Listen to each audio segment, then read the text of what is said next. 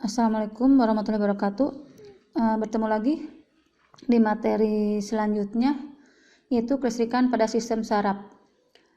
Kalian mendengar judulnya kelistrikan pada sistem saraf. Mungkin kalian bertanya, kenapa ada kelistrikan pada sistem saraf? Nah, perlu kita tahu bahwa tubuh kita ini di sini bisa menunjukkan adanya gejala kelistrikan, khususnya pada saraf yang disebabkan oleh impul atau sinyal pada sel saraf. Nah, contoh misalkan kalian kenapa sih bisa merasakan sakit ketika dicubit? Nah, ketika dicubit ini kita bisa merasakan karena adanya rangsangan berupa cubitan. Nah, rangsangan ini bisa diubah oleh sel saraf dalam kulit menjadi impul. Nah, kajian yang kalian pelajari ini biasanya tentang aliran impul pada tubuh ini biasanya disebut dengan biolistik. Nah, sel saraf di sini bisa dapat merangsang tadi rangsangan rasa berupa sakit tadi ya. Nah, di sini sel saraf itu ada 3 bagian. Ada sel saraf atau disebut dengan neuron itu ada 3 bagian, ada badan sel saraf, ada dendrit dan akson. Kalian nanti bisa lihat di gambar itu bagian-bagian daripada sel saraf. Akson di sini merupakan akson atau neurit merupakan selaput yang paling panjang dan umumnya tidak bercabang di sini ya. Di sini akson juga berfungsi untuk meneruskan impul yang berasal dari badan sel saraf ke neuron lainnya yang mengandung benang-benang halus yang disebut dengan neofibrin. Nah, biasanya neofibrin ini dibungkus oleh selaput berwarna putih kekuningan yang disebut dengan selubung myelin. Dan selubung myelin ini tersusun dari rangkaian sel Schwann dan berfungsi untuk mempercepat jalannya impul. Nah, sel Schwann sendiri di sini membentuk jaringan yang berfungsi untuk menyediakan nutrisi bagian akson dan membantu generasi akson di sini. Membantu regenerasi akson. Berarti kalau regenerasi berarti yang baru ya. Kemudian ada pertemuan antara selubung myelin yang satu dengan lainnya. Kemudian terdapat bagian akson yang tidak terselubung. Nah, bagian yang disebut dengan nodus Ranvier yang berfungsi mempercepat pengiriman impul saraf. Nah, kemudian di sini cara kerja dari sel saraf ini di sini yang pertama adalah dendrit, yang dimana dendrit ini nanti menerima informasi yang selanjutnya dilanjutkan ke badan sel, kemudian nanti akan diteruskan oleh akson ya. 2 faktor utama yang mempengaruhi kecepatan perambatan potensi aksi adalah hambatan dalam membran inti dan kapasitas pada membran. Nah, kemudian di sini dapat terjadi penurunan potensial aksi akan menghilangkan kecepatan perambatan, yang dimana hambatan internal sebuah akson ini menurun dengan semakin meningkatnya diameter, sehingga perubahan akson dengan diameter besar akan memiliki kecepatan perambatan yang lebih tinggi daripada akson yang diameter kecil. Selanjutnya tipe sel saraf. Sel saraf itu ada sel saraf sensori, sel saraf motor, sel saraf penghubung atau konektor, sel saraf adjustor. Nah, sel saraf sensori sini adalah merupakan sel saraf aferen, yang di sini merupakan neuron yang berfungsi menghantarkan rangsangan dari reseptor ke saraf pusat. Nah, kalau saraf motor atau disebut dengan neuron yang sebagai penghantar di sini menghantarkan rangsangan dari saraf pusat ke efektor atau otot dan kelenjar. Nah, kemudian yang ketiga adalah sel saraf penghubung atau konektor, yang di sini merupakan penghubung antara neuron yang satu dengan yang lain. Berikutnya adalah sel saraf adjustor. Ini merupakan neuron yang menghubungkan neuron sensori dan neuron motor di sumsum tulang belakang. Nah, kalian bisa lihat di sini ada jenis-jenis sel saraf. Lihat yang A itu adalah sel saraf motorik. Kemudian yang B adalah sel saraf sensorik. Kemudian yang C ini sel saraf penghubung. Sistem saraf pada manusia di sini ada sistem saraf pusat dan sistem saraf tepi. Nah, Sistem saraf tepi ini ada sistem saraf somatik atau sadar dan ada sistem saraf otonom atau tidak sadar. Sistem saraf pusat di sini nanti dipengaruhi oleh sumsum tulang belakang, otak dan sumsum lanjutan. Sistem saraf pusat di sini berfungsi sebagai pusat koordinasi, yang dimana sistem saraf pusat ini tersusun dari otak, sumsum lanjutan dan sumsum tulang belakang. Nah, kemudian di sini otak itu terbagi atas otak besar. Kalian bisa lihat di sini otak besar, otak tengah dan otak kecil. Nah, kemudian antara otak dan sumsum tulang belakang ini terdapat sumsum lanjutan atau disebut dengan medula oblongata. Kalian bisa lihat di gambar, ini ada otak besarnya, ada otak kecil, otak tengah dan sumsum lanjutan, dan juga ada sumsum tulang belakang atau medula oblongata. Otak besar berfungsi sebagai pusat pengendali. Contohnya kalian bisa berpikir, kemauan, ingatan, mendengar, membau, bergerak, dan melihat itu adalah dipengaruhi oleh otak besar. Kemudian otak tengah atau disebut dengan mesencephalon. Itu penghubung antara otak depan dan otak belakang. Kemudian otak kecil atau cerebellum sebagai pusat keseimbangan antara pusat keseimbangan tubuh dan koordinasi gerak tubuh ya. Seperti halnya kalian berjalan. Nah, kemudian sumsum lanjutan atau medula oblongata di sini sebagai pengatur denyut jantung dan tekanan darah, kemudian gerak pernapasan, pelebaran dan penyempitan pembuluh darah, refleks, menelan, muntah dan batuk dan bersin itu dipengaruhi oleh sumsum lanjutan. Nah, kemudian yang terakhir sumsum tulang belakang atau medula spinalis ini untuk meneruskan jalannya impul dari dan menuju otak serta pusat gerak refleks. Selanjutnya sistem saraf tepi. Di sini saraf tepi ini merupakan saraf penghubung antara saraf-saraf pusat dengan organ-organ tubuh. Saraf tepi di sini terdiri dari saraf sadar, somatik, dan saraf tidak sadar atau otonom. Nah, kalian bisa lihat di sini yang dipengaruhi oleh saraf simpatik dan saraf parasimpatik. Ini biasanya cara kerjanya sebaliknya ya. Contoh misalkan di sini saraf parasimpatik. Ini adalah memperkecil pupil. Kalau saraf simpatik berarti memperbesar pupil.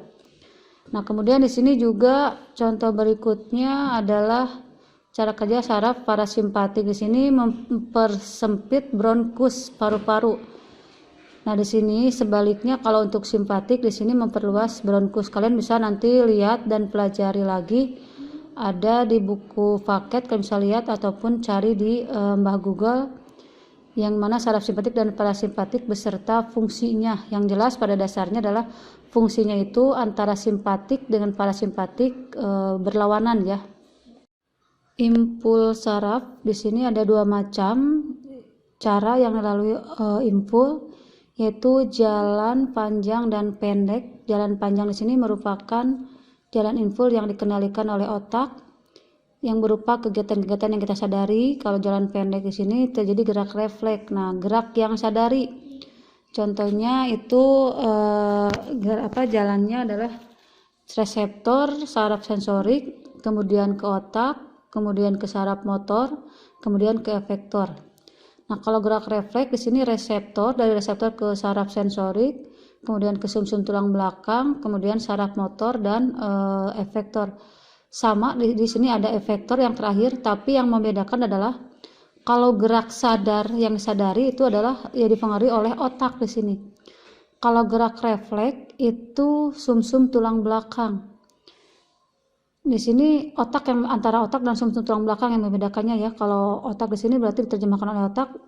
Jadi nanti ada yang dihasilkannya efektornya itu dipengaruhi oleh otak. Kalau refleks itu oleh sumsum tulang belakang. Contoh misalkan ketika kalian misalkan membaca itu kan berarti gerak yang disadari.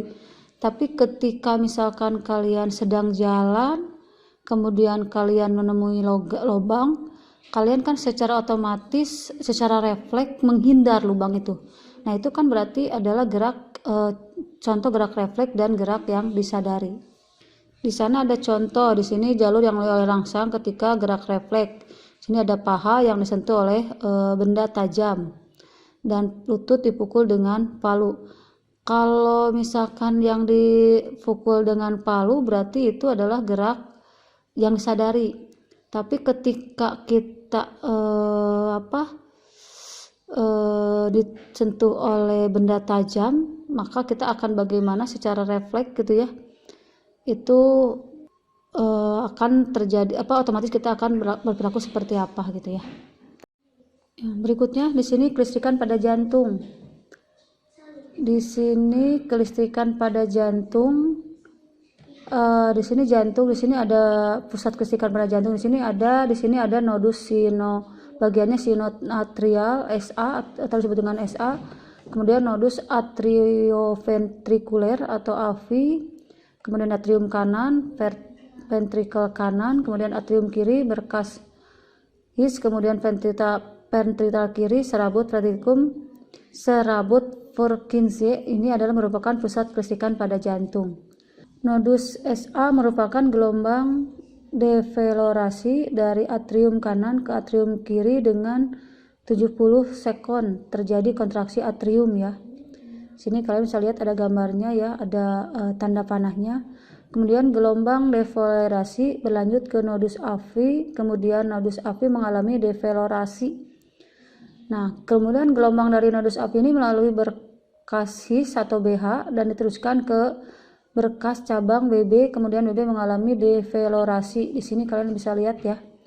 Kemudian di sini teruskan ke jaringan Purkinje atau kemudian ke endokardium, kemudian berakhir di epikardium sehingga terjadi kontraksi otot jantung. Setelah revolarisasi, miokardium mengalami relaksasi. Disitulah disebut dengan perjalanan devolarisasi. Selanjutnya kelistrikan pada tulang. Sini tulang mengandung kolagen dan apatit. Nah, apa itu kolagen? Ini merupakan suatu bahan piezoelektrik, yaitu apabila diberikan sesuatu gaya kepada kolagen akan terbentuk potensi arus listrik searah kecil. Nah, kemudian kolagen di sini menghantarkan arus listrik dengan muatan negatif, sedangkan kristal mineral tulang atau apatit ini yang terletak dengan kolagen menghantarkan arus listrik dengan muatan positif. Nah, pada sambungan antara kedua jenis semikonduktor ini, arus akan mengalir ke satu arah yang mengindukasi dan mengendalikan pertumbuhan dan regenerasi tulang. Selanjutnya ada hewan yang mengandung listrik. Nah, di sini ada ikan belalai gajah. Ikan ini memiliki tonjolan seperti belalai dari kepala sehingga disebut ikan belalai gajah ya. Kemudian organ ini diselimuti oleh elektroreseptor yang berfungsi untuk pertahanan diri, komunikasi dan navigasi serta mencari mangsa. Nah, kemudian di bagian ekor dilengkapi dengan organ yang menghasilkan listrik khusus yang terdiri atas ribuan elektroflak. Di sini kalian bisa lihat, di sini ada contoh daripada ikan belalai gajah. Hewan berikutnya yang mengandung listrik itu adalah pari listrik. Sehingga kita kan takut ya, paling takut sama ikan pari. Di sini ikan bertulang lawan ini memiliki organ penghasil listrik dari kedua sisi kepalanya.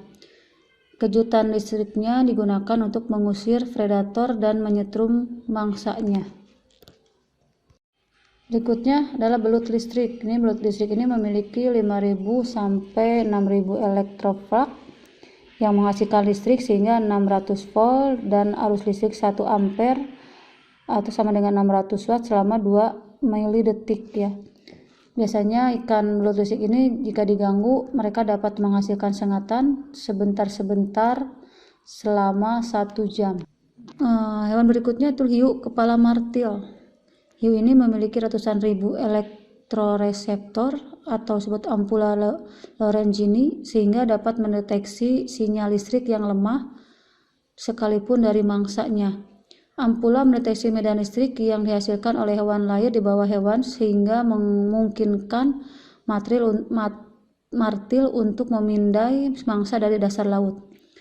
Biasanya ampula Rayleigh ini juga dapat mendeteksi medan magnet bumi yang digunakan untuk mendeteksi arus laut yang bergerak dalam medan magnet bumi. Nah, yang terakhir ini adalah hewan Echidna. Hewan ini memiliki tubuh berduri dan moncong memanjang yang berfungsi baik sebagai mulut dan hidung. Bagian moncong juga mengirim sinyal listrik yang membantu menemukan mangsa seperti serangga sebagai makanannya.